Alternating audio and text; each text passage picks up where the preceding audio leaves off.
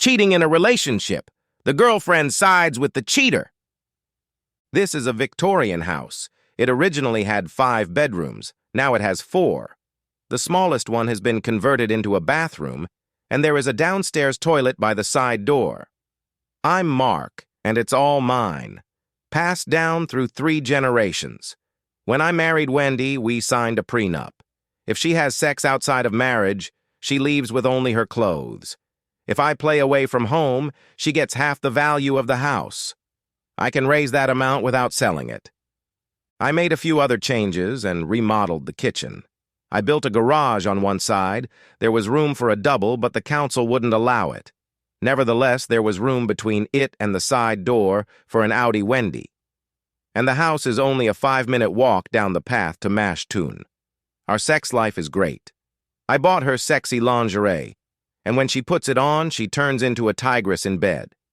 The transition from modesty to debauchery is very abrupt, and I love that dirty side of her. Next year, we start a family. For the past few months, Wendy has been having bachelorette parties on Fridays. She takes a cab to the Vintner wine bar and swaps gossip with her friend Claire. I'm told it's too upscale for the boys, so they feel safe there. Thursday, I have pool league night. The home matches are played here at the Mash Tun. It's a bit noisier than some pubs, but it has the best food. Wendy is tall and slim with long wavy brown hair. I'd call her attractive rather than beautiful. I like the way she walks, shoulders back, chin up. She doesn't look like a mannequin who just says, "Look at me." Her gait is more like she's the boss of the place. Claire is divorced and works for the same company as Wendy. She's shorter, blonde, and has large breasts. I prefer smaller ones, but I wouldn't mind seeing Claire free. One Saturday night, we went to her place for dinner and met her boyfriend, Jeff. They are going to move here next year when his company transfers him. One Friday night, I was watching snooker on TV when she burst into the house to perform our new departure ritual. This was the 3rd time she had done it. I didn't mind. It was amusing. "What do you say?" she asked, blocking my view of trying to do black. She twirled like a dancer, her long ponytail fluttering, the folds of her skirt fluttering. I never tired of looking at her ass. Her hair looked austere to me. The ponytail was fine. The length stayed under control, but she had slicked it back over her ears and pulled it tightly off her forehead. I preferred softer hairstyles around my face. "Does everything match?" I asked, as the ritual demanded. She unbuttoned her jacket and undid 2 buttons on her blouse to make sure her white bra matched her simple panties. When she buttoned them again, there was a murmur of applause from behind her, as if a crowd of snooker players were marveling at the sight. "Is that a new top?" asked I. "Yes, it's the first time I've worn it." "Nice, but you hardly had to undo the buttons. Once you unbutton the jacket, I can see your bra through it." "Oh, I didn't know that. Should I change it?" "No," I replied. "It's okay to look sexy." She smiled. "You and Claire, be good." "What do you mean?" "Some men get turned on by huge white panties." "You're kidding, aren't you, honey?" "You know me. I'm always joking. By the way, the Audi is making strange noises. Would you be a dear and take a look at it this weekend, okay?" "Sure." She leaned over, kissed me, and left. I was rewarded with the wonderful scent of coconut shampoo and youth dew. I turned back to the television again. I had a sudden inspiration. Every time I watch snooker, I wonder where my old pool cue is. I'm not having the best results in the league at the moment, and resurrecting the old cue could bring good luck. The problem is that I never manage to hold that thought long enough to look for it properly. It only comes to mind at the moment of leaving for a match, when I'm usually in a hurry. Now the answer has come unexpectedly. It is almost certainly in the small 4th bedroom, more like a junk room. We use it as a dumping ground for things we don't want to throw away. Wendy's wedding dress, an old exercise bike. There was a delay while John Parrott took a break.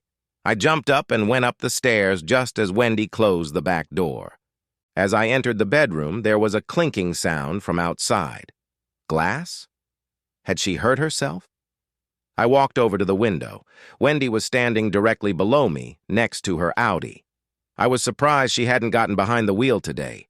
When spying on someone who knows nothing, you always feel a sense of excitement. When she leaned forward, her blouse pulled up her back. I'd seen it 1,000 times, but this was even more exciting. I hesitated in case she came back. But it wasn't something broken. It was her car keys. She pulled them out, opened the trunk, and took something out. The lifted trunk partially obscured my view, but there was a flash of white and orange in the twilight. It disappeared into her purse. She'd probably bought something for Claire. Wendy closed the trunk all the way, turned around, and sat on it. I always thought it was a very feminine action.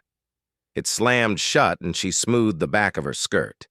Then she staggered up the driveway to hail a cab. Her tail was held high and swayed from side to side. I started breathing again. An explosion of applause erupted from the TV again. The snooker spectators were definitely enjoying watching Wendy today. John Parrott had to finish, so I went back out.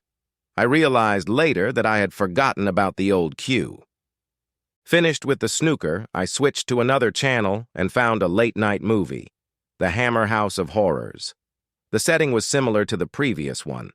Dracula, played by Christopher Lee, is the best. I couldn't wait for the end. I was just washing my hands when I heard the click of Wendy's heels on the driveway. They stopped, but didn't open the door. She was probably a little drunk and having even more trouble with the key. I was about to open the door for her when I heard a tiny metallic sound. It was familiar to me, but I couldn't identify it. I left her and went back to the movie. Wendy burst into the living room and I got another kiss. This time the smell of youth dew was even stronger, overlaid with the smell of gin. "Finish your movie, honey, I'm going upstairs." Finishing my movie, I went upstairs. There was no need to be quiet. Wendy falls asleep, especially after a few drinks, and I didn't bother to turn on the light. Her clothes were neatly folded on a chair. Her bra lay on top like ice cream scoops. It must have been the last thing she took off. She seemed to glow in the moonlight streaming through the curtains. Ever since I've known her, she prefers to sleep with a slit in the curtains. She says it helps her get her bearings if she has to go to the bathroom at night. In bed, she was still dressed in today's cotton panties and a Miss Piggy t-shirt. She was lying with her back to me, and I snuggled up against her doing spooning. I reached under the t-shirt and squeezed her breasts. She hissed and made a low, sound. If she wasn't too drunk, I could get into action. I was sure she wasn't awake, though. Nothing like a woman snoring to make a man flaccid. I gave up and rolled over onto my back, staring at the moonlight shining through the gap in the curtain. Sleep wouldn't come. Something was wrong. A car whizzed by, headlights splattering the ceiling. There was a click as it hit the gutter cover. A click, just like the click of a car trunk. I sat up. As she left, Wendy took something from the car, and the slight noise I heard near the door was her getting back on the trunk and closing it quietly. Curiosity piqued, and I realized I wouldn't sleep until I investigated. I pulled a flashlight from my bedside drawer and went downstairs in my robe and slippers. Taking Wendy's car keys, I got out and opened the trunk of the Audi. The white-orange secret was back. Moonlight revealed it to be a plastic bag from Sainsbury's store. Inside, I found a black thong and a pair of stockings with ties. This shed new light on her twirling routine. It turned out she was wearing regular panties. My suspicions were heightened. One more thing. Her surprise when I said the bra was visible. What woman doesn't check herself before going out, doesn't know her blouse is see-through? The thong had its own story. I wasn't surprised to detect other odors besides hers. The strongest was the smell of a man. I could also smell a hint of her perfume. I suspected she had sprayed some on her skirt to mask the smell of sex. I could almost see the scene unfolding. At some point, Wendy had changed into those sexy panties and some other guy had taken advantage of it. There was more of the same on the stockings, although being less absorbent. They only showed off the glistening stains. I replaced everything and went back to bed. Saturday, I got up early and called James. I'd known him for years and could rely on his discretion. "Good morning, buddy. I was wondering if you could do me a favor. Among the electronic paraphernalia in your second-hand store, do you happen to have a tape recorder?" "Sure," he replied. "Do you need to listen live or on record?" "A recording will do." "No problem. I have a little voice-activated cassette tape that goes into the telephone receiver, and there's a mini player for listening to the recordings. 20 pounds for you, mate." "Thanks. I'll pop in at lunchtime." "Sure. I'm on my own today, so get me a coffee." Wendy got up earlier than expected. Coffee smells good. I'll make a run to the paper store. Leave me some in the coffee pot." She was wearing jogging pants and a loose sweater, and a bag cinched in the front. It's for cash and other mysterious things women are supposed to carry. "I'll take your car for a run later, babe. I'll try to figure out what's wrong." When she left, I ran upstairs to the small bedroom, just in time. I watched as she quietly opened the trunk of the Audi, pulled out a Sainsbury's package, and stuffed it into her bag. I imagined it would be secretly laundered later. Checking the car led me straight to the Winners. Claire lives around the corner and walks there. It's in an area of town called Burnside. "Were you there last night?" I asked the owner. "This is my bar. I'm always on call." "I'll have a tonic water, please. Drink it yourself." "That's very polite of you. I'll have a Coke." "Can you tell me about the 2 women who may have come in here last night?" "Are you with the police?" "No, I was just wondering. One was tall, wearing an orange shirt." "Ah, long dark hair, right? She had a friend with her who was shorter and had big breasts." "That's them." "Sorry, never seen them before." My jaw dropped. "Just kidding," he laughed. "The blonde is Claire, lives nearby. She used to be known as Burnside Bike." "Used to?" "Yeah, a popular girl. She had a period where she made love to just about anyone. But I hear she has a boyfriend now." "Do you know the brunette?" "No, they've been coming around for a while now. Honestly, I wish they'd stay here longer. We could use a little more glamour." "They don't stay longer?"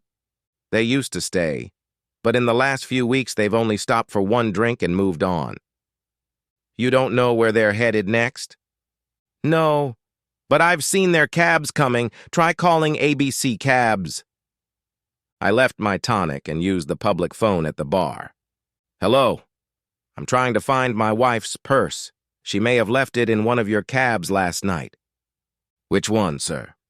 "It was ordered by either Wendy Sampson or Claire Fulton. Pick up at the Vintar." "Understood. Ordered by Mrs. Fulton. I'm sorry, sir, but nothing was reported left in the vehicle." "Can you tell me where they were dropped off?" "At the fountain in Morton." I went back to the bar. "I wonder if you could answer a few more questions about these ladies." "Try, but I wouldn't call them ladies." "Can you describe what they usually wear?" "Nothing out of the ordinary when they first started coming here. In those days, they used to stay up late. There was the occasional chat with them, of course, but nothing serious." "There's a but here, isn't there?" "There is. They've been looking more lecherous the last couple weeks. Last night they were both braless and in black stockings, not too concerned about showing them off. I was surprised. I'd heard that Claire was getting married soon." "Perhaps she's having one last affair. Maybe they're both having one." "The brunette isn't. She's married."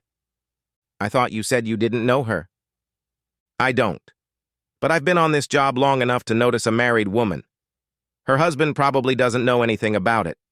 Poor fellow." "Go on." "Claire lives in Burnside, so she comes here and orders 2 G&Ts. Her breasts are bare and she's wearing a thin sweater to emphasize them. She sits down at a table, crosses her legs, and gives me a flash. Soon, a brunette woman appears, hair gathered in a ponytail, tights, knee-length skirt. She heads straight for the ladies. Did you get the picture?" "Yeah." "Then she appears like Cinderella at the ball. Her hair is loose, her breasts are visible through her orange tank top. She's sitting cross-legged with Claire. Does she give you the same flash? Better. The waistband of her skirt is flipped up, making it shorter. You are very observant? That's the order of the day. She turns into a cheater in the restroom because her husband saw her leaving the house dressed as a librarian. That's why she's married. That was a big help. Would you like more? No thanks, but there's something you can do for me. Name it. Tell me what you know. Call me an old gossip, but I'm intrigued and information is power. Okay. I know Claire Fulton a little. Her boyfriend works up north. He's expecting a transfer here next spring. And you're right, they're going to get married. I believe the brunette works in the same office, though I can't say I know her. The cab took them to the fountain in Morton. The fountain. I should have known. Shall I go farther? It's only a 5-minute walk from the agricultural college. They had a set of foreign students from Uganda and Ghana. So Claire's latest affair is on the dark side. The married one was probably just along for the ride. You know how women fantasize about black guys. Getting the information out of the bartender at the fountain, who also asked if I was the police, was worth a tenner.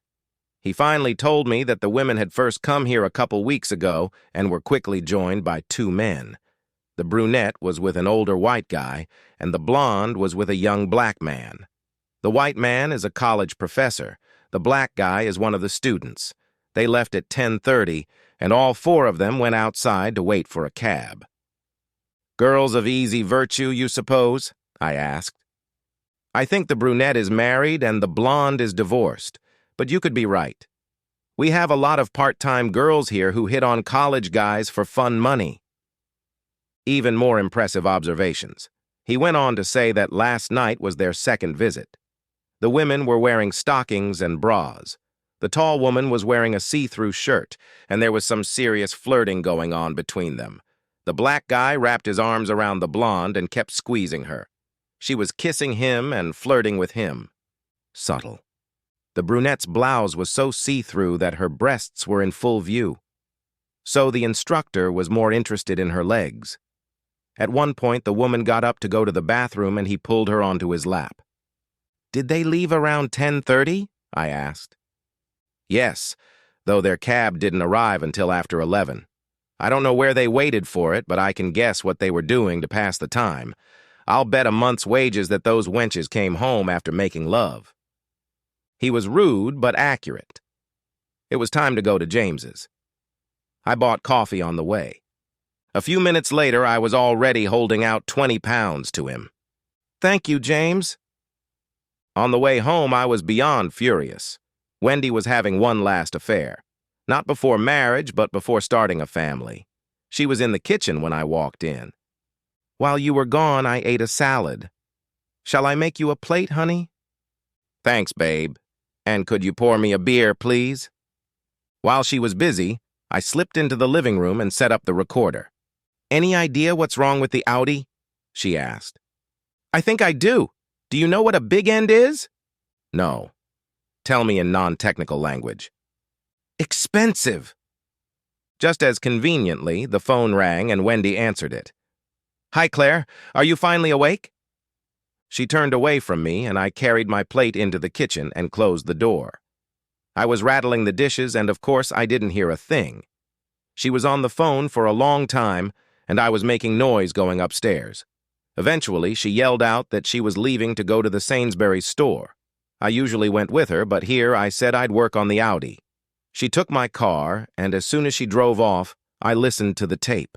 The sound quality was excellent. You could even hear me hitting the dishes and going up the stairs. Wendy spoke almost in a whisper. What have you been up to, you cheater? All the way home, all you did was moan. Mickey took me to the men's room, Claire said. We did it in one of the stalls. It's true what they say about Negroes. What about you? We got in the back seat of Howard's car. He took off my shirt. Did he make love to you? More like I made love to him. Did he use protection? Mickey, no. After that tape, it all became clear to me. The end.